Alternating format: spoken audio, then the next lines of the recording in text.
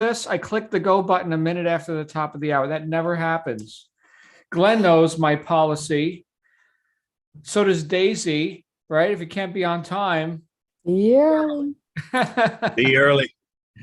Look at this. Look at all these patriotic people. I see Glenn's shirt and I see Lindsay's got the background there. And I'm sorry, Missy's got the background. Lindsay's got white going on. So you just need some white, some red and blue, I guess, to go with that.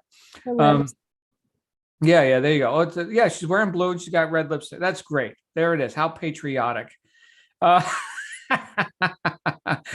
all right, good to see you guys. Hey, it's Thursday. It's Thursday. You know what that means? That means that I am here with you live and in person for our little success mastermind group here. I've got something I want to discuss with you today, which was just prompted just before I got on this line.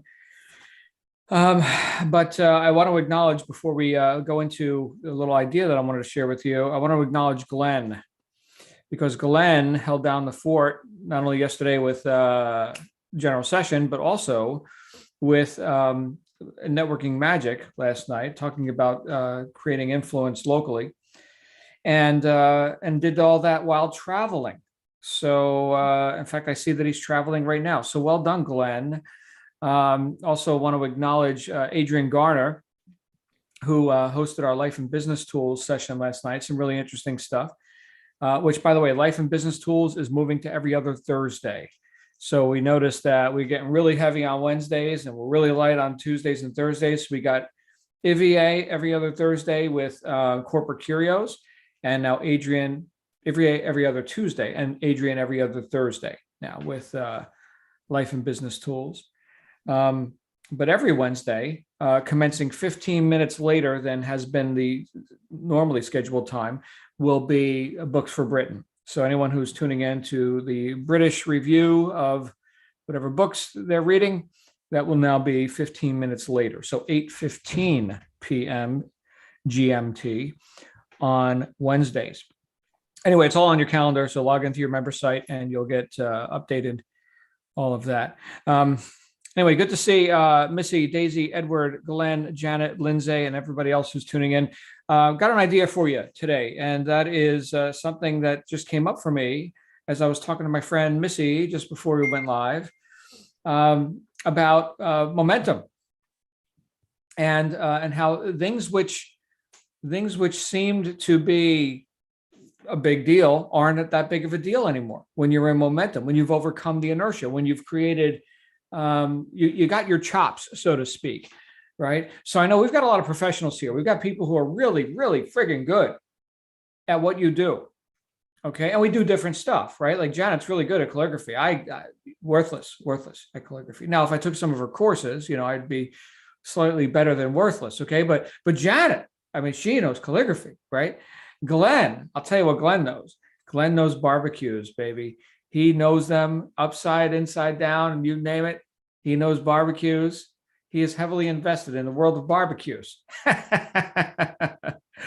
and the eating of the product that comes off of the barbecue as well. Glenn likes him some good barbecue, man. I can tell you that. We were together in, where were we, Glenn? Vegas. Daisy was there. Virginia was there. A couple others, right? And we had some nice steak dinners over there at the steakhouse. And in Pahrump, I will say this, in Pahrump, we had some tasty Mexican. We had that Italian place, right? Oh man, that was, what was the name of that place? Can't remember. I got to see it on the map. Thai food, probably the best Thai food I've ever had. Daisy, you have a comment about the Thai food? Yes, I was about to say, don't forget the Thai food. That was delicious.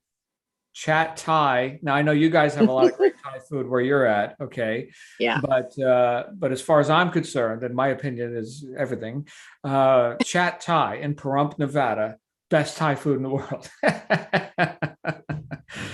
All right. But anyway, there's certain things that we have a natural interest in and a proclivity for, right? Natural tendencies and leanings, which we become good at. And we get into momentum with that. In other words, we can accomplish more in less time with things that we have become above average competence in those areas, right? I don't know about, the intricacies of barbecues, right? I mean, I could put a steak on a grill, and medium well or beyond is where it will end up every time, because that's just how I do it. But other people, they have more nuance, they have more distinctions, right? And so I was thinking about my friend Missy, and also my friend Lindsay here, who are making big advancements in business and developing momentum, despite having come from, well, I don't know, right? I mean, and, of course you don't know, right? You're brand new, you don't know, right? No matter what the endeavor is, no matter what the methods are, you start as the tyro, the neophyte, the incompetent, right? And so you, assuming you are interested enough to apply yourself and devote some attention to a thing, you can increase your ability, your skills, your talents. Great. So that is occurring. And how pleasing it is, not only to then look back and say, oh, that which used to seem like a big deal to me, no longer is that big of a deal. Mountains have become molehills because I'm in momentum. And why did I get into momentum? Because I became consistent. Now, there's a book that I've recommended and that we've read in our book study group by Weldon Long, which is The Power of Consistency. And Weldon Long, in his case, was a convict, right? He was in prison for 13 years, not doing good in life, right? And of course, being the victim, right? It's everybody else's fault that I'm in jail or whatever, right? So here he was, a criminal, right? But of course, people would die to be right. But once he got over that and had some sort of a spiritual awakening while in prison, and had 7 additional years to meditate on some principles that he got from Steve Covey, right out of his book, 7 Habits of Highly Effective People. He started consistently applying these principles while in the clink, right? While still there, and became, an upstanding citizen or whatever, and then went on to, be a free man and start a business and make millions of dollars. And it's all wonderful. Read the book. But the point is that he, in his case, right, he just got consistent with some basic principles. If you've read the book, you'll know that nobody's going to get a brain hernia reading this book. It's very, very simple, very easy to digest and apply, which is one of the reasons why I recommend it. But in this book, he came up with some things that he just kept coming back to again and again. And that developed him as an individual. So each of us that are excelling in specific areas, not all areas of life, perhaps, okay, but these specific things, which you're more interested in than I am, right? These things are things that you were interested enough to get consistent with. Now, if you weren't interested, you wouldn't have developed the aptitude and you wouldn't have been consistent.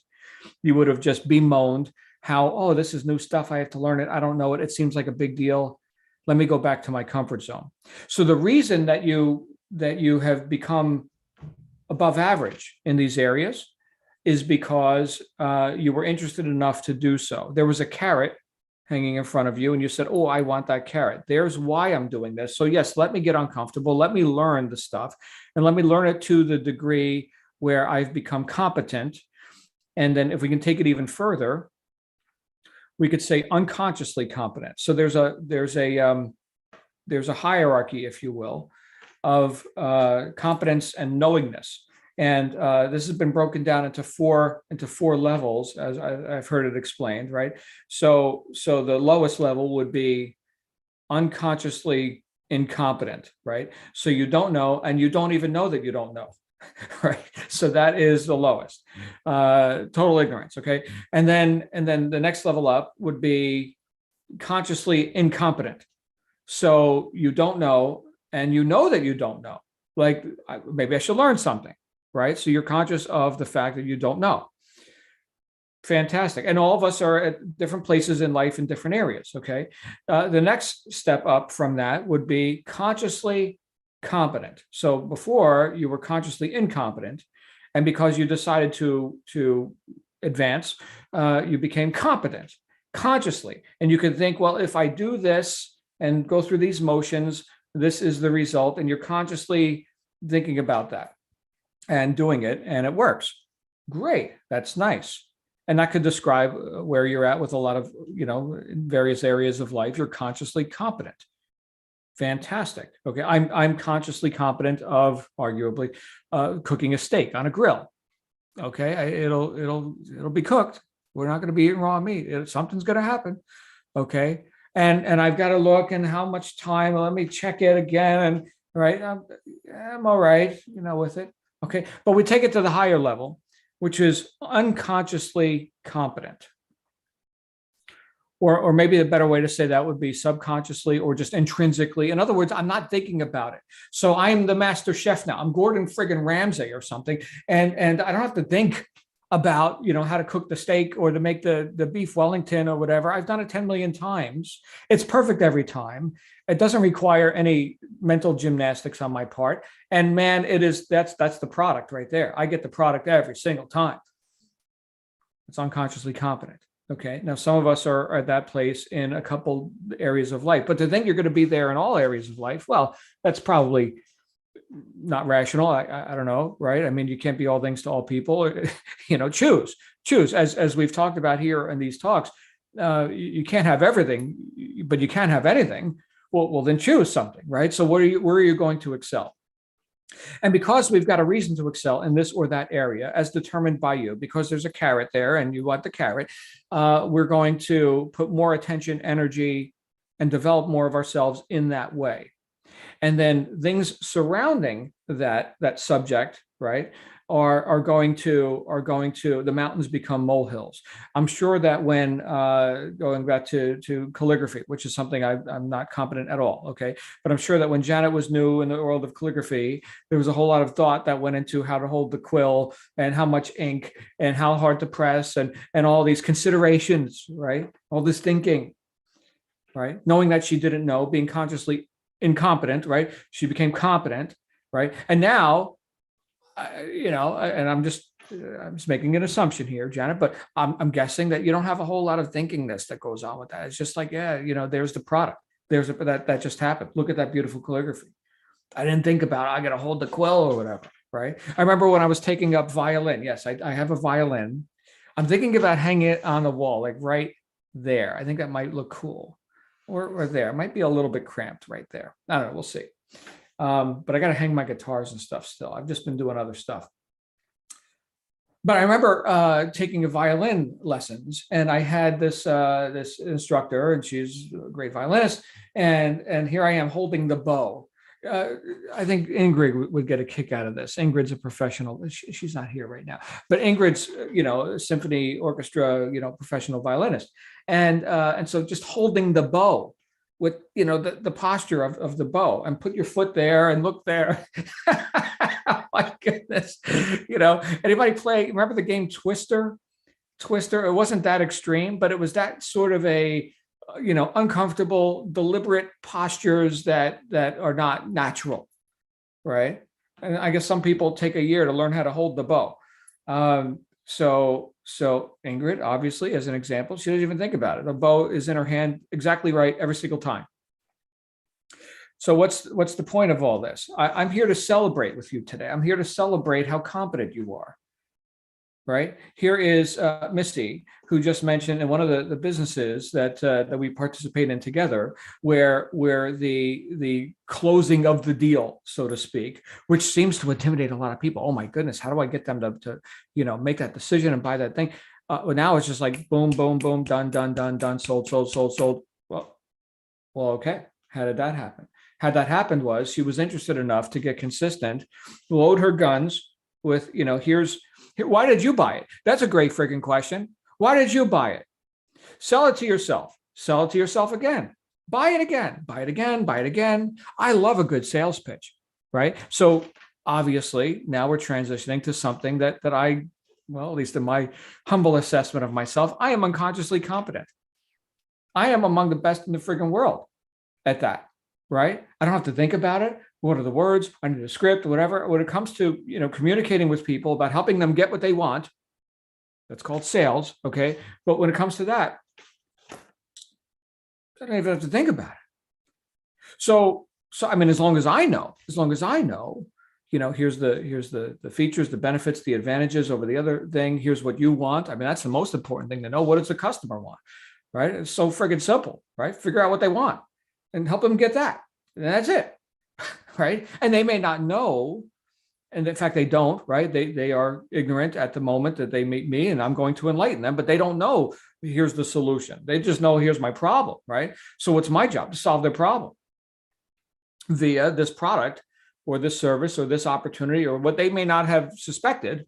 Because if they would have already known, well, then they wouldn't have that problem anymore. Well, now they can know because they just met me. So that, it may sound too simple, but when we think of how does Missy or Lindsay or Glenn or whoever, right? How do you get to be influential? Thinking now about what Glenn was talking about last night on Networking Magic. How do you get to be persuasive, which hopefully you're willing to be, right? Hopefully you're willing to have some influence in the lives of others and reach beyond just your own little island, your own little world, right? Go beautify the planet, go enlighten some people, go help people like get what they want, right? Benefiting more people. Yeah, that's called sales. Okay. So hopefully you're willing to do that and have an impact on people and enhance lives. Well, fan-friggin-tastic. Okay. Get good at that then. Get good at that. And by the way, this is not a personality thing. I'm sure that everyone can agree that there are many different personalities in the world of calligraphy and barbecuing and sales and insert competency here, right? Accounting, right? So, all right. The one category that probably there isn't too many personalities would be politicians. Oh, I don't know. There's probably some variety in there too, or maybe lawyers. I don't know, but or some people would say car salesmen, right? I think I heard that the least trusted professions in the world by rank would be number 3, car salesman, number 2, lawyer, number 3, or number 1, politician. Yeah, most hated person in the world. So so you've got your personality. Understand that's fine. And there have been books like Dale Carnegie, which a lot of people have referred to and think, wow, this is great. I personally, I'm not a big fan. I mean, it's got some useful stuff in there a bit, right? But how to win friends and influence people. Okay, but that is what Steve Covey referred to as the personality ethic, right? So putting on a personality, putting on a veneer or a facade, right, to appease or to gain agreement and all this. There's something deeper than that, and that's what Covey called the character ethic. So regardless of the personalities, okay, here's underneath all that. And what that which is caused behind all that, right, is the character, who's doing it, right? And then whatever your personality is, some people will, I suppose, like to hang out and be social with you more than others. Well, fine, whatever. If you're looking for, bubbly, I'm probably not your guy. But if you're looking for, strength of character, well, hopefully I am. I strive to be. I have attention on that. Right, being the best version of John that I could be, showing up in your life, however you perceive my personality, fine, and thank goodness for variety. But the point is that you don't have to fake it. When the character is strong, whatever the veneer of the personality is, which varies all the time too, right? You might be having a very joyous day, or maybe you've had a challenging day, right? Well, whatever. But the strength of character is still there. So there's no need to fake anything. Okay. And that's the character that goes ahead and by real intrinsic interest, attention, motivation, yields consistency, yields competence, up to the point of mastery. Right. And then those mountains become molehills because of that strength of character. So some people may be wondering, because I partner with a lot of people on business stuff.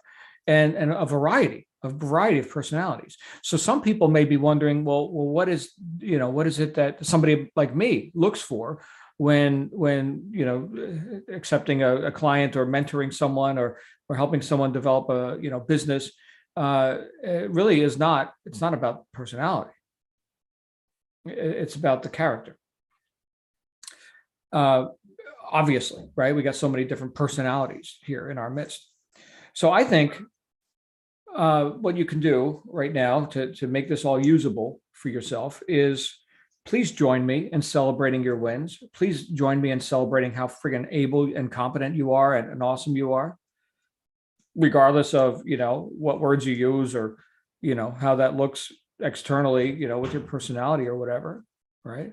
Lindsay's very different than Glenn, right? Daisy's very different than Missy, right?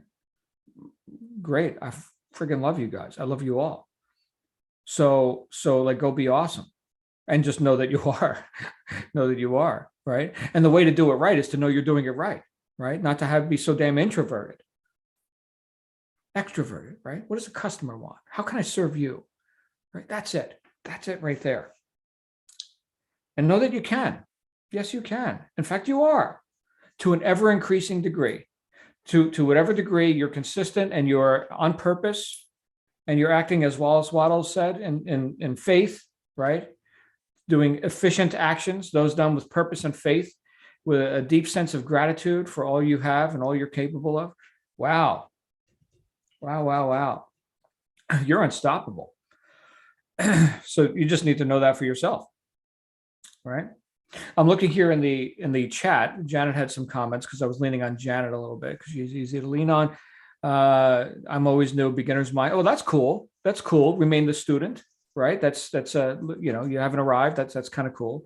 It's part of being able to teach. Remember all of the challenges, but also having the answers, right? You know what, Janet, thank you for bringing that up. And we're going to open it up for conversation here. But one of the, it was just yesterday, I was at a school. We were touring a school for my daughter, and the school had need of a new piano teacher. And a friend of mine who just moved out here from Los Angeles, escaped from California. They're here in the Tampa Bay area, professional pianist, like amazing, right? And I said, well, did you know this guy? Oh, we don't know the guy, right? Well, let me refer my friend over here. The guy's amazing. Now, I don't know if he's a teacher. I know that he has taught my daughter a couple of things, and a couple of times that we've had together with him, but he's a great pianist. And maybe he's looking for a teaching gig. I don't know. Okay, here's the phone number. Contact the guy. Turns out he is interested. So, so in this case, right? There's as Janet just reminded me of, right? Here's a guy who unconsciously can bang out, you name it, right? He's a professional pianist. Can he teach others?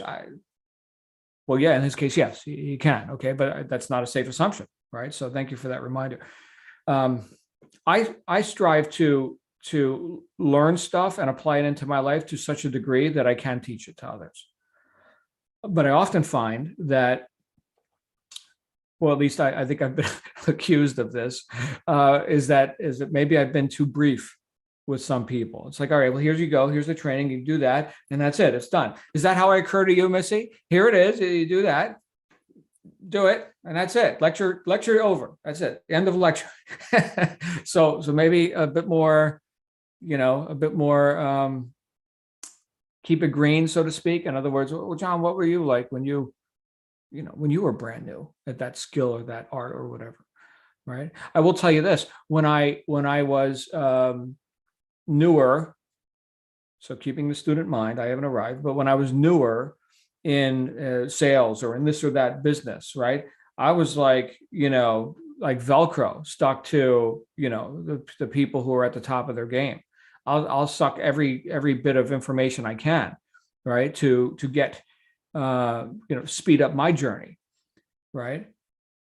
And look, each of us can do that, right? Like if I was like really, really interested right now in the ways of barbecuing, I'd be probably flying out to, Houston and hanging out with Glenn for a couple of weeks just to like follow him around like a puppy dog and be like, so tell me about that spice right there. Why is the metal on that? What kind of metal is that? Right? Like every little freaking detail. I want to know how high is that flame? Oh, it's 1.5 inches. It's not 1.75 inches.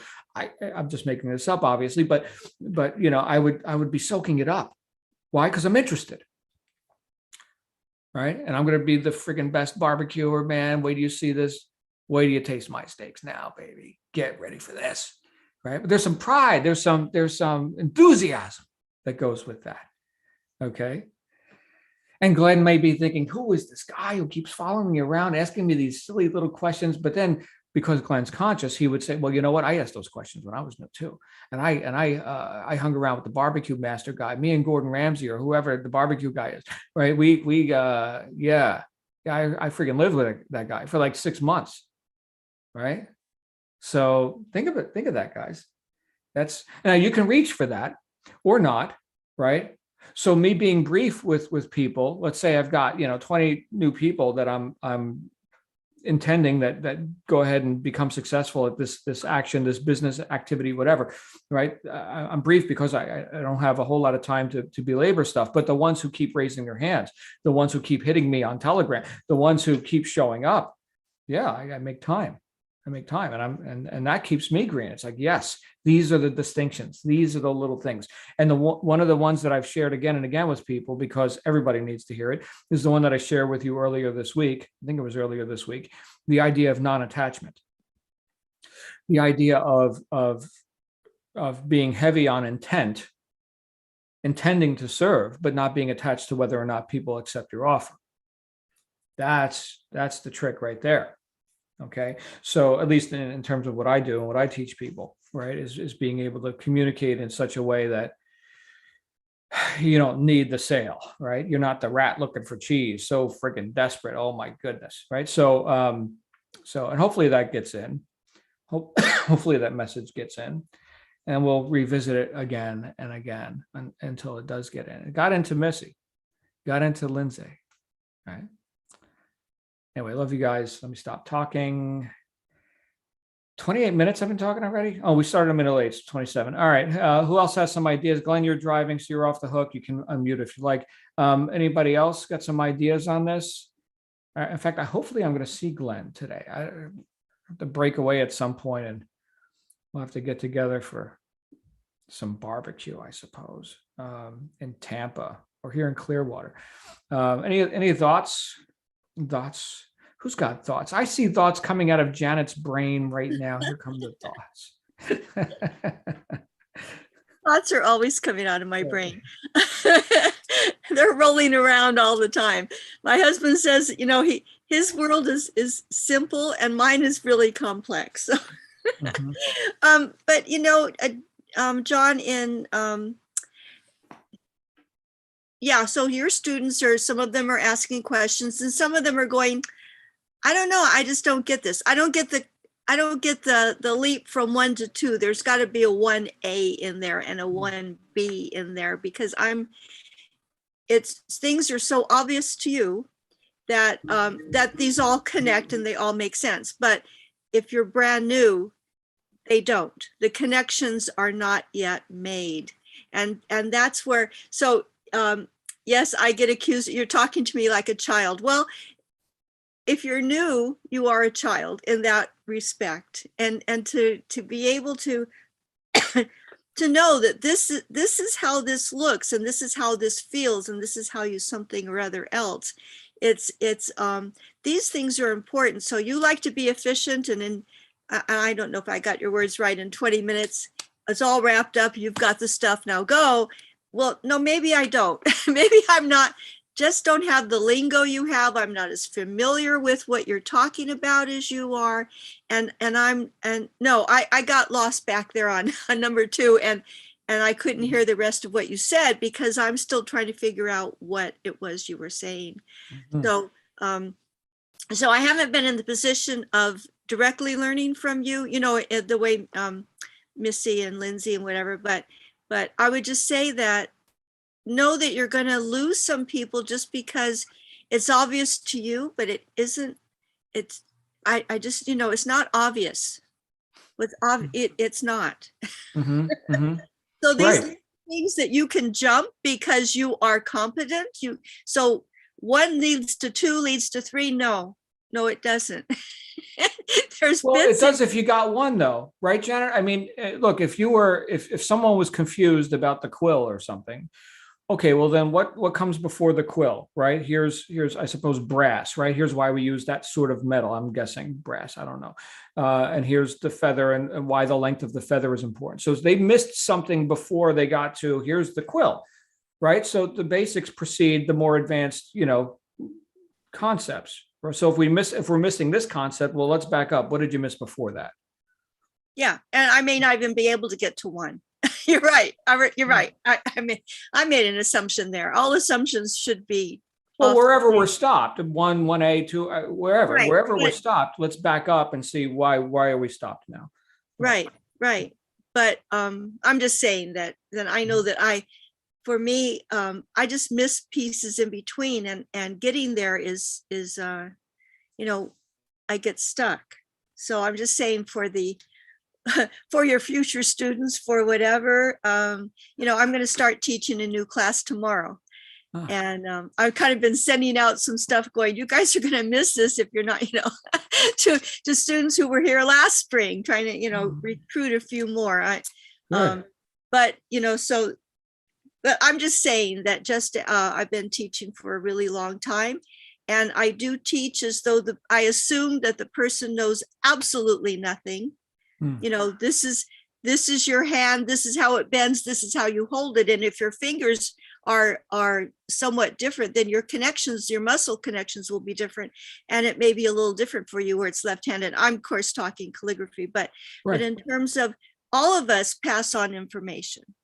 All of us, if we're enthusiastic and we're wanting to, whether we're wanting to sell or we're wanting to teach or we're wanting to get people on board with us, whatever it is, I go from assuming they know nothing and being very clear and very precise in things so that I hopefully don't lose too many people.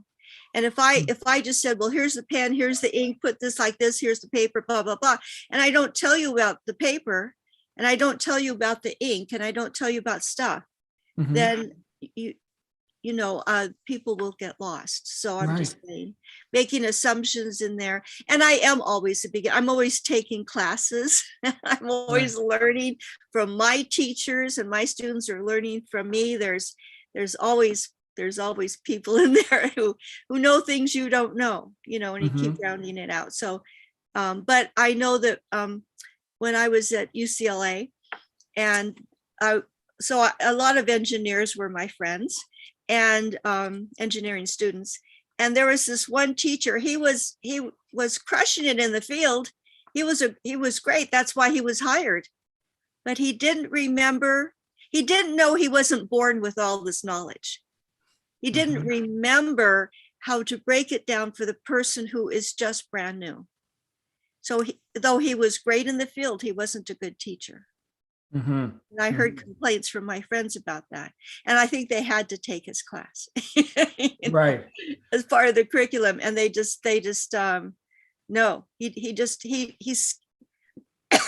you have to remember, none of us are born with any of this knowledge. Except Mozart. I mean, that guy came out writing symphonies like in the womb, I think. How does that happen? So yeah, but he probably couldn't scramble a good egg. He probably couldn't barbecue. So we don't know all. It's anyway, it was just a comment, but the thing of beginner's mind is that you approach each. It's not to say what you said today about the conscious, unconscious, blah, blah, competence. I agree with all of that. But it's to remember, it's to approach each day new. And it's a different level. I'm sorry, I might be speaking about something you're not talking about. No, it's all good. Thank you, Janet. But when you're doing it, it's kind of a renewed energy in there. When you don't make a lot of assumptions about things, but you are new and present to that time. Right. Thank you. I may be talking rubbish, sorry. No, it's all good. Hey, anybody who's interested in calligraphy, check out Janet's course that's starting up. So there's that. Janet, put a link or something in the Facebook group, and get you some students.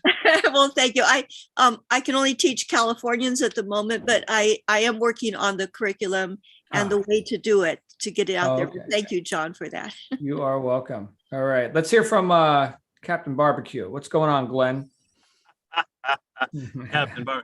By the way, programming note here, John.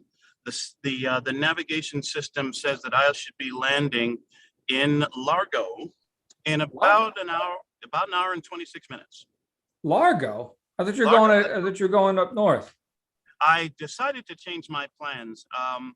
Those pictures of those cows, the cows thwarted you? Yeah. Well, it seemed to me that cows are generally not well known as good conversationalists. So, yes, I've changed I'm going to be staying at a place in Largo, which I imagine is not too terribly far from you. Yeah, you can ride your bicycle to my house. Yeah. Well, there you go. So we shall be meeting up, and I've got something for you. Anyway. Oh, wow. Yes. So a couple of things occurred to me, and I actually had an aha epiphany type moment just now as we were talking. As far as I can tell, there's some things in my life that I'm really good at, other things I'm not really good at, and there's two areas in my life where I might say I live in a state of conscious or unconscious competence. Those two areas are singing and conversation. I can have a conversation with anybody, anywhere, about virtually any topic, and you could wake me up from a dead sleep at 3 a.m, and I could start a conversation with you. So a couple of things flowed from that. One is I'm always reading, as you know, John, and studying. And I remain a student of communication, a student of relationships, a student of conversation. My wife, Paula, has said to me on many more than one occasion, honey, you're already a great networker. Why do you need another course why do you need to go to another seminar, another workshop in networking and communication? You're already good at it. I said, because I want to be better at it.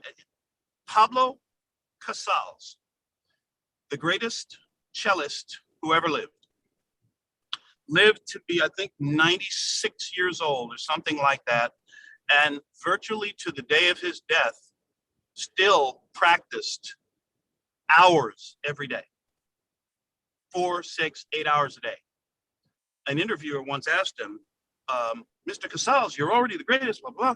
Why do you keep practicing so much? He said, because I think I'm making progress. So that attitude for me, and I can only speak for myself and my own experience in my life, that attitude of constantly continuing to be a student, as Janet said, of one's art, eventually can lead to that state of unconscious competence. And the other thing, in my case, that this state leads to or can lead to is profound humility. Have you read my new book, by the way? Yes, called Humility and How I Attained It. So anyway, here's what I mean by that. I was talking with a friend of mine, and you may have heard me mention this story before. Talking with a friend of mine recently about the TV show and how it all seemed so unbelievable to me. Like, I can't believe, who am I to do? And she said, Glenn, would you shut the F up? What? Yeah, she said, this is who you are. This is what you're good at, maybe best at. This is your gift. And you are the conversation, communication, connecting with people. This is your gift. You're using your gifts, and people are seeing it, and people are recognizing you expressing, and you're being given opportunities are being provided to you because you're expressing. Oh, okay. So what I've had to reluctantly been forced to conclude is that I'm a really freaking good conversationalist. and these are not the sorts of things, as you know, John, it's not the sort of thing that I like to say or that I like to think of myself that way. But for me, just maintaining that sense of curiosity, wonder, well, how could I have said that better? Or, little tweak in that song that I did last time. Yeah, it was okay. I'm still years in the music business. I am still searching for the perfect performance. So conscious, the states that you talked about, to me, unconscious competence can only be achieved by maintaining a constant sense of myself as a student of my art, of my craft. And if we do that long enough, we can certainly reach that state where we can wake up in the middle of the night and do what we do. And I think it should confer upon us that the truth of that saying, you hear you say it all the time, John, Socrates, right? I know nothing but the fact of my own ignorance. And so, yeah, get really good at something and understand that you're still a student. And if you understand that and continue to realize that, then you maybe get really freaking good at it. Back to you, John. Glenn, Well done. Glenn, I agree, because even when you know a lot and you might know it unconsciously well, because we are all different people, we have perhaps a little bit of a different take on something, an angle of something that the other person hasn't thought about. Just a little kernel can just explode in you, a little kernel from someone else can have you think of all these other, oh, this is great. This is something, there were those 2 people out of 1,000 I didn't reach, because we all think differently and we all learn differently. So if I'm able to approach it from several different angles, and I get that from learning with other people and teaching other people, then I can add those angles in, and I'm learning from that other person, and then I become even better. I hone my skills. So Glenn, that was all to say. I agree with you in continuing to take classes and continuing to hone your skills, up your game. I absolutely agree. You Thank tell you. your wife. There was a woman on there who agreed with me. There you go. Somebody agree with you, Glenn. Hey, by the way, your sound is good. I don't hear any road noise at all. Is that your built-in Bluetooth in the RAM? Actually, my phone is plugged into the USB port in the truck, and it's the truck. This is probably the quietest vehicle I've ever owned in my life, and I've driven some pretty fine automobiles. Sure. This is, it's like a bank vault in here. Fantastic.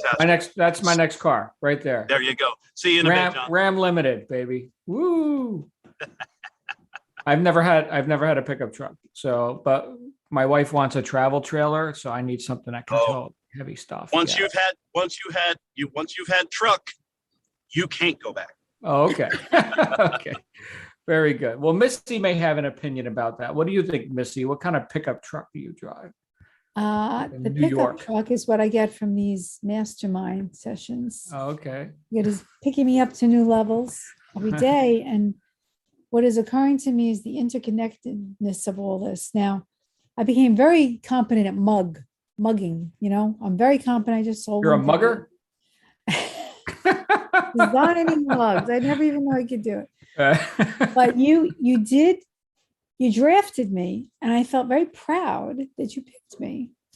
And you already knew my why, so you knew all that stuff, and I could absorb the information. But I felt very nervous, for quite some time. And but it is actually, I have Neville got it. I put him behind me because we're good buddies, and if you knew Neville like I knew Neville, you would, that's a song. But it is helping me to increase. I'm trying to die to my present self, without killing myself and not losing myself. But the other business that you drafted me for is helping me to do that, especially with I wouldn't call it pressure of the current thing that's going on, the track that's going on. I would call it, it's an urgency that's been added to it. And it's all like, I don't know, it's all meeting. And if you hadn't taken me out of the mugs, it's not that I'm stopping that. It's just that it's moved me to a new level, and I'm very grateful, and I can see it in other areas. And I'm hoping it's going to connect to the health area and make that, not hoping, I know it will. I know it will. Just have a little dip in that area right now. But so thank you for pulling me out and trusting me. I do trust you, Missy. I know who you are. So yeah, and I celebrate who you are. So thank you for taking the training, right? Thank you for stepping up. So I'm excited, you guys. What a great group. And I know I give you a tongue bath often, but you deserve it. All right. So go read Glenn's new book, Humility and How I Achieved It. Right. All right. I don't see any other hands. Let's go ahead and wrap up with that. Glenn, give me a ring when you hit touchdown, and we'll get together here tomorrow. We'll have a fun Friday. We're gonna have a fun talk. In the meantime, enjoy the rest of your Thursday, because if you're here in the States, we still got a half a day left. And if you're over in Mandyland, enjoy your evening, my friend. It's good to see you. We'll see you guys again real soon. Have a good day.